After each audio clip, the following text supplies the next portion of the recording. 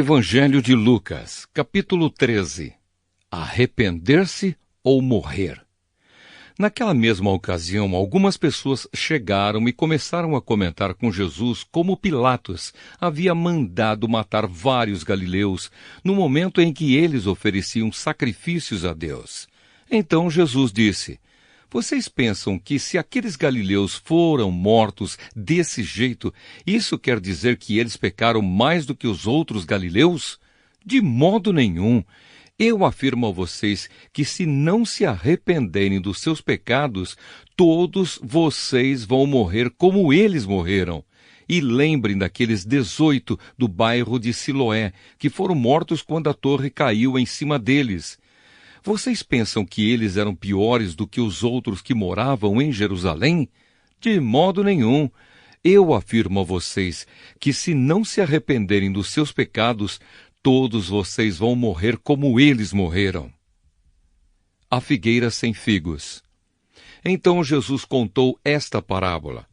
Certo homem tinha uma figueira na sua plantação de uvas, e quando foi procurar figos, não encontrou nenhum.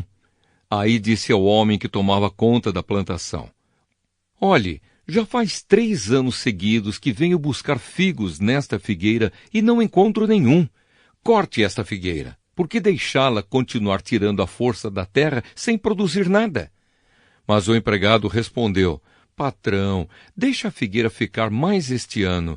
Eu vou afofar a terra em volta dela e pôr bastante adubo. Se no ano que vem ela der figos, muito bem. Se não der, então mande cortá-la." Uma cura num sábado. Certo sábado, Jesus estava ensinando numa sinagoga. E chegou ali uma mulher que fazia 18 anos que estava doente por causa de um espírito mau. Ela andava encurvada e não conseguia se endireitar. Quando Jesus a viu, ele a chamou e disse: "Mulher, você está curada." Aí pôs as mãos sobre ela, e ela logo se endireitou e começou a louvar a Deus. Mas o chefe da sinagoga ficou zangado, porque Jesus havia feito uma cura no sábado. Por isso disse ao povo: "Há 6 dias para trabalhar, pois venham nesses dias para serem curados, mas no sábado não." Então o Senhor respondeu: "Hipócritas! No sábado, qualquer um de vocês vai à estrebaria e desamarra o seu boi ou o seu jumento, a fim de levá-lo para beber água. E agora está aqui uma descendente de Abraão, que Satanás prendeu durante 18 anos. Por que é que no sábado ela não devia ficar livre dessa doença?" Os inimigos de Jesus ficaram envergonhados com essa resposta, mas toda a multidão ficou alegre com as coisas maravilhosas que ele fazia. A semente de mostarda. Jesus disse: "Com o que o reino de Deus é parecido? Que comparação posso usar? Ele é como uma semente de mostarda que um homem pega e planta na sua horta. A planta cresce e fica uma árvore, e os passarinhos fazem ninhos nos seus ramos." O fermento. Jesus continuou: "Que comparação poderei usar para o reino de Deus? Ele é como o fermento que uma mulher pega e mistura em 3 medidas de farinha, até que ele se espalhe por toda a massa." A porta estreita. Jesus atravessava cidades e povoados, ensinando na sua viagem para Jerusalém. Alguém perguntou: "Senhor, são poucos os que vão ser salvos?" Jesus respondeu: "Façam tudo para entrar pela porta estreita, pois eu afirmo a vocês que muitos vão querer entrar, mas não poderão. O dono da casa vai se levantar e fechar a porta. Então vocês ficarão do lado de fora, batendo na porta e dizendo: 'Senhor, nos deixe entrar.' E ele responderá: 'Não sei de onde são vocês.' Aí vocês dirão: 'Nós comemos e bebemos com o Senhor. O Senhor ensinou na nossa cidade.' Mas ele responderá: 'Não sei de onde são vocês. Afastem-se de mim, vocês que só fazem o mal.' Quando vocês virem Abraão, Isaque, Jacó e todos os profetas no reino de Deus, e vocês estiverem do lado de fora, então haverá choro e ranger de dentes de desespero. Muitos virão do leste e do oeste, do norte e do sul, e vão sentar-se à mesa do reino de Deus. E os que agora são os últimos serão os primeiros, e os primeiros serão os últimos. O amor de Jesus por Jerusalém.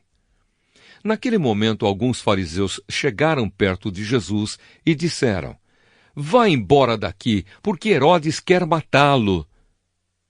Jesus respondeu: Vão e digam para aquela raposa que eu mandei dizer o seguinte: hoje e amanhã eu estou expulsando demônios e curando pessoas, e no terceiro dia terminarei o meu trabalho. E Jesus continuou: Mas eu preciso seguir o meu caminho hoje, amanhã e depois de amanhã, pois um profeta não deve ser morto fora de Jerusalém. Jerusalém, Jerusalém, que mata os profetas e apedreja os mensageiros que Deus lhe manda. Quantas vezes eu quis abraçar todo o seu povo, assim como a galinha ajunta os seus pintinhos debaixo das suas asas, mas vocês não quiseram. Agora a casa de vocês ficará completamente abandonada. Eu afirmo que vocês não me verão mais, até chegar o tempo em que dirão: Deus abençoe aquele que vem em nome do Senhor. O Evangelho de Lucas, capítulo 14. Outra cura num sábado. Num sábado, Jesus entrou na casa de certo líder fariseu para tomar uma refeição. E as pessoas que estavam ali olhavam para Jesus com muita atenção. Um homem com as pernas e os braços inchados chegou perto dele, e Jesus perguntou aos mestres da lei e aos fariseus: A nossa lei permite curar no sábado ou não? Mas eles não responderam nada. Então Jesus pegou o homem, curou-o e o mandou embora. Aí disse: Se um filho ou um boi de algum de vocês cair num poço, será que você não vai tirá-lo logo de lá, mesmo que isso aconteça num sábado? E eles não puderam responder. Humildade e hospitalidade. Certa vez, Jesus estava reparando como os convidados escolhiam os melhores lugares à mesa. Então fez esta comparação. Quando alguém convidá-lo para uma festa de casamento, não sente no melhor lugar, porque pode ser que alguém mais importante tenha sido convidado. Então quem convidou você e o outro poderá dizer a você: dê esse lugar para este aqui. Aí você ficará envergonhado e terá de sentar-se no último lugar. Pelo contrário, quando você for convidado, sente-se no último lugar. Assim, quem o convidou vai dizer a você: meu amigo, venha sentar-se aqui num lugar melhor. E isso será uma grande honra para você diante de todos os convidados. Porque quem se engrandece será humilhado, mas quem se humilha será engrandecido. Depois, Jesus disse ao homem que o havia convidado: Quando você der um almoço ou um jantar, não convide os seus amigos, nem os seus irmãos, nem os seus parentes, nem os seus vizinhos ricos, porque certamente eles também o convidarão e assim pagarão a gentileza que você fez. Mas quando você der uma festa, convide os pobres, os aleijados, os coxos e os cegos, e você será abençoado, pois eles não poderão pagar o que você fez, mas Deus lhe pagará no dia em que as pessoas que fazem o bem ressuscitarem. A parábola da grande festa. Um dos que estavam à mesa ouviu isso e disse para Jesus: Felizes os que irão sentar-se à mesa no reino de Deus. Então Jesus lhe disse: Certo homem convidou muita gente para uma festa que ia dar. Quando chegou a hora, mandou o seu empregado dizer aos convidados: Venham, que tudo já está pronto. Mas eles, um por um, começaram a dar desculpas. O primeiro disse ao empregado: Comprei um sítio e tenho de dar uma olhada nele, peço que me desculpe. Outro disse: Comprei 5 juntas de bois e preciso ver se trabalham bem, peço que me desculpe. E outro disse: Acabei de casar e por isso não posso ir. O empregado voltou e contou tudo ao patrão. Ele ficou com muita raiva e disse: vá depressa pelas ruas e pelos becos da cidade e traga os pobres, os aleijados, os cegos e os coxos. Mais tarde, o empregado disse: patrão, já fiz o que o senhor mandou, mas ainda está sobrando lugar.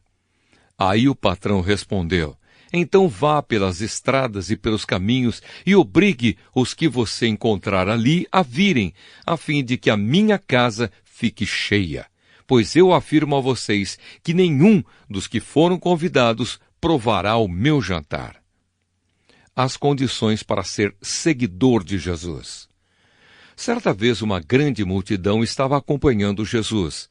Ele virou-se para eles e disse: quem quiser me acompanhar não pode ser meu seguidor se não me amar mais do que ama o seu pai, a sua mãe, a sua esposa, os seus filhos, os seus irmãos, as suas irmãs e até a si mesmo.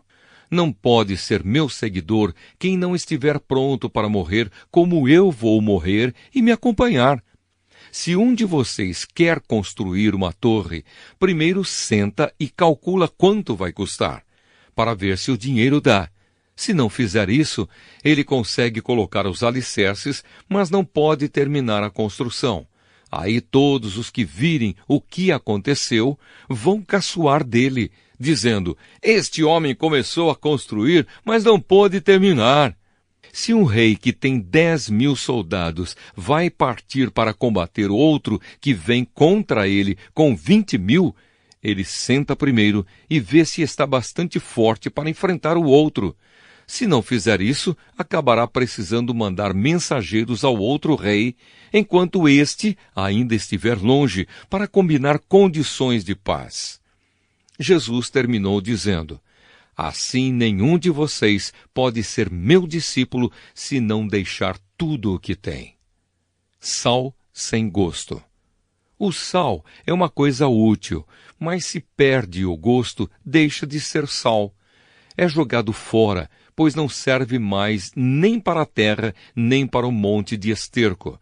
Se vocês têm ouvidos para ouvirem, então ouçam.